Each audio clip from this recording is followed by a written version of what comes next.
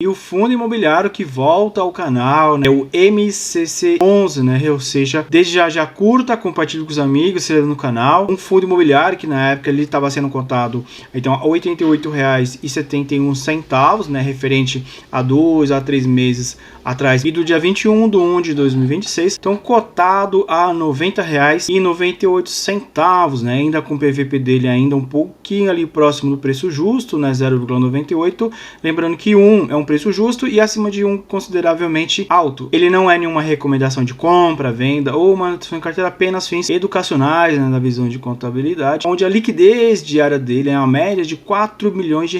O que quer dizer questão de liquidez? Liquidez é o que? É a minha oferta para vender e minha demanda é o que? Para comprar. Então uma grande liquidez entre vai de compras e vai de vendas, né? É o vai. Com isso nós temos então um gráfico analisando dentro de um ano, e aí ele tem sim um crescimento assim exponencial, somente quando você faz a aquisição da cota, né, do fundo imobiliário, que você pode vender ele sim a qualquer momento, dentro da sua expectativa, com planejamento, quer comprar um carro, casa, quer pagar uma dívida, lucro de ganho. E aqui na cotação ajustada nós temos o reinvestimento, né, dessas cotas, né, que você recebe como dividendos, e na cotação padrão não é o gráfico, não é tão lindo assim, quando você usa, né, o dividendo dele para outras atividades, e a rentabilidade dele dos últimos 3 meses, né, descontada a inflação, então um ganho de 6,80%. Se tivesse mantido ele um ano atrás, você teria ganhado uma rentabilidade real já sem a inflação de 32,61%. Ele é um fundo imobiliário grande, sim, de fundo de papel. Nós temos então um número de cotistas de quase 112 mil cotistas, com disponibilidade de quase 17 milhões, né, de cotas, né, ou seja, ele antecipa recebíveis, por exemplo, de grandes lojas, né, faz aquisição de dívidas, aí depois ele faz a venda dessa dívida com títulos, né, ou seja, direitos creditórios para protestos, e aí ele tem o grande, né, lucro, ou seja, com juros, que seria a média calculada pela Selic, hoje que está no mercado 15%, do último dividendo dele distribuído de R$1. Se eu comparar ele com o IFIX, né, que é, ou seja, o ETF de fundos imobiliários, ele ganha, né, do ETF, e ele está quase se aproximando diretamente da Selic. Aí você vai me perguntar, e quando a Selic um dia, no futuro tão distante, assim, como diria lá em Star Wars, quando a Selic cair, obviamente com um fundo de papel que ganha lucro exorbitante com alta de juros, ele vai ter que mudar de estratégia de investimento, fazendo novos aportes diferenciados para que a sua receita então se estabilize, né, com grandes amortizações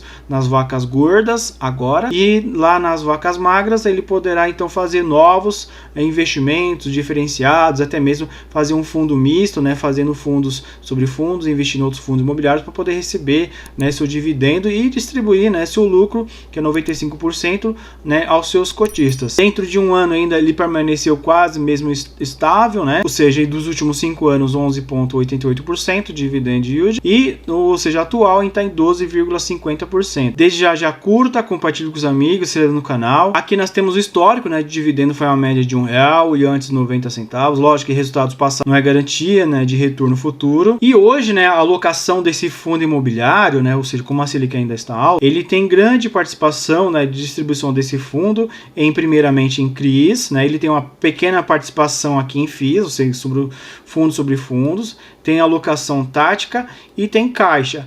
Quando essa Selic lá um dia no futuro tão distante, ela começar a cair, obviamente que ele vai fazer uma participação maior aqui, né, fundos sobre fundos, em FIIs, vai diminuir sua participação, obviamente, aqui em CRIs, né, com sua forma estratégica, e obviamente ele vai ter um dinheiro em caixa maior diretamente, ou seja, nas vacas magras, né? Por quê?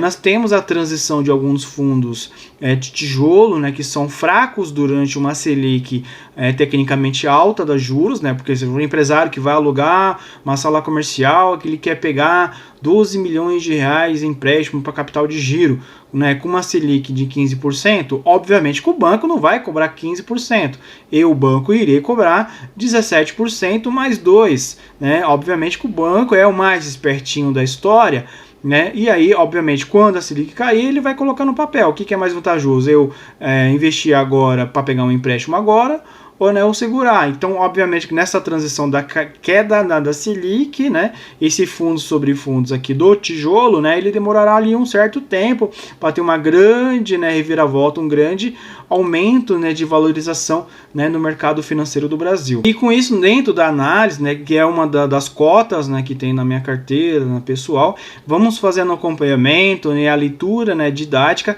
para todos os níveis de investidores.